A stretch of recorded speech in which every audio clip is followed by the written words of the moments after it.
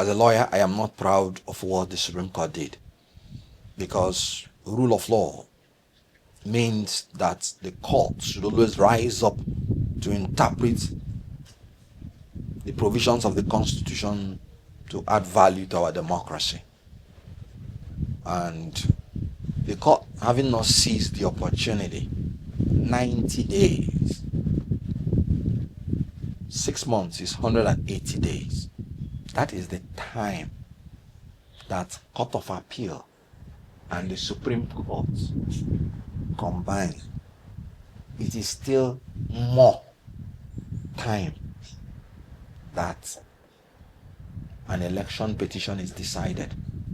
The appeal for an election decision is 60 days at the Court of Appeal, 60 days at the Supreme Court, and 480 days, that's 6 months, the Supreme Court could not take up a case that would have threatened the fabric of our democracy to adjudicate on it, so that future presidents, because if you give a president the power that he can remove the elected representatives of the federating unit, democracy is gone. Opposition is gone. Because once a president wants to capture a state, he will just declare a state of emergency. State of emergency is for disasters. State of emergency is for invasion, is for wars, is for anything that needs extraordinary measure to kill. It has nothing to do with elected representatives of the people. Anything that touches elected representatives of the people is a martial law, not a constitutional change. The Constitution is very clear. Section 1, subsection 2, that the Federal Republic of Nigeria or any part thereof shall not be governed by any person or any group of persons. Neither shall any such people take control of such government, except in accordance with the provisions of the Constitution. And the Constitution is very clear that it is through democratic principle. Section 14, subsection 1. Nigeria is a state that should be democratic. Clear. And accordingly, sovereignty belongs to the people. So, Rivers State people, having expressed their sovereignty and chosen their elected leaders, where did this president get the power to suspend elected representatives? I agree completely with the vice president, Shetima. And the president does not have the power to suspend a councillor. So if the vice president of Tinubu would tell you the president does not have power to suspend a councillor, where did the president get the power to suspend a governor? House of Assembly members. Where? The 305. Section 305 is very clear. Section 45 is very clear. Section 11 is very clear. What you can suspend is the fundamental human rights during the time of emergency. And the truth is that you're not even suspending it. You're trying to ensure it. Let me put it this way. You are a natural disaster going on, flood that will kill people.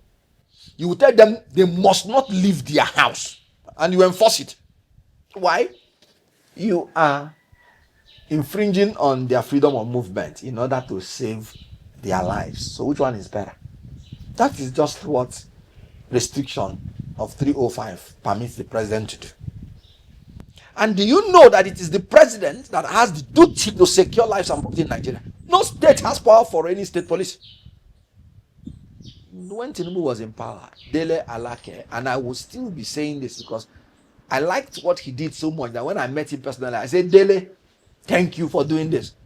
Dele told President Obasanjo, you cannot declare state of emergency in Lagos State because of the issue of security. Because, Mr. President, the issue of security is your duty, not the duty of Lagos State. So how can Tinubu declare state of emergency and remove elected representatives in Rivers State based on issue of security when that is his own duty? When he has the sole command of all the security forces. Okay, now let me ask. When Tinubu took over the government of Rivers State for 6 months, how many of the criminals that vandalized pipelines were arrested? How many? A military man went there with all the military boots on ground. They could not arrest one person. But they blamed Fubara, that Fubara was, according to the Attorney General, he has blown the whistle to his followers that will blow pipelines. Where are the pipelines blown? Where are the people that blew it? hoax, propaganda, deceit, enchantment, bewitchment, nothing else. No justification whatsoever to even declare state of emergency. Then even if you declare state of emergency, no constitutional power to remove elected representatives. And he did both. If you ask me, I'll say in my own opinion, they were targeting the resources of Rivers State. And the mere fact that the sole administrator is even saying he cannot be probed by Rivers people is another affront to the sovereignty of the Rivers people to choose their elected representative. You came in, took their resources, and you're saying they can't ask you a question. What an insult. So there is no justification whatsoever to even declare state of emergency.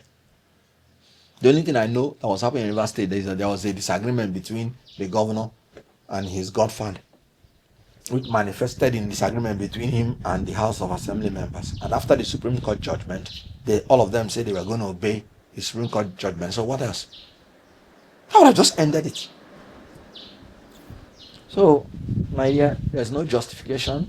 For me, the Supreme Court would have taken up the issue. They would have heard it. They would have made definite pronouncement, which is still not late. Because they can still, it's about interpreting the Constitution. They can still go ahead to interpret the Constitution. Let us know whether they have chosen democracy or they have chosen dictatorship. Because any law that gives the president the power to remove elected representatives of the people brings democracy to an end. Because whether you bring your leaders through free and fair election, the president now has the final say of who will be governor or who will be House of Assembly member. That's what it means if you say the president has power to remove elected representatives of the federating units. For me, it does not. I agree with Shetima. So can Fubara himself go to court to challenge his removal? I will not talk about whether he can go to court or not. I will talk about the rule of law. Fubara is entitled to his own way of how he wants his own things to be done. So, Fubara, in my own opinion, his 6 months has been illegally taken away from him. And I say he has the right to go to court to reclaim his 6 months. That's my own opinion. Because Section 180, subsection 2, made it clear that the term of office of a governor is 4 years. And the Supreme Court has ruled that it's sacrosanct. That is why we have staggered elections. So if a governor is sworn in today, he would have 4 years to govern. So whether the general election is there or not, you will give him 4 years. If you take 6 months from Fubara, he now has 3 years, 6 months. And it was not his fault. At least nobody has proved that he has done anything. He has not waged war against the Federal Republic. There was no invasion of the Federal Republic. There was no war in Rivers State. So if the 6 months was taken away from him, the Constitution says anytime it is not conducive to organize the election because of state of emergency, you shift the election by 6 months. That's what the Constitution says. So if Tinubu say it is not convenient for Fubara to govern for 6 months because of state of emergency, what it means is that you have shifted his administration by 6 months. That's my opinion. So I am not saying he should go to court or not. I'm saying, in my own opinion, he has the right to go to court to recover his 4 years. So it's left for him whether he wants to try that out or not. But if it's me, I will try that out.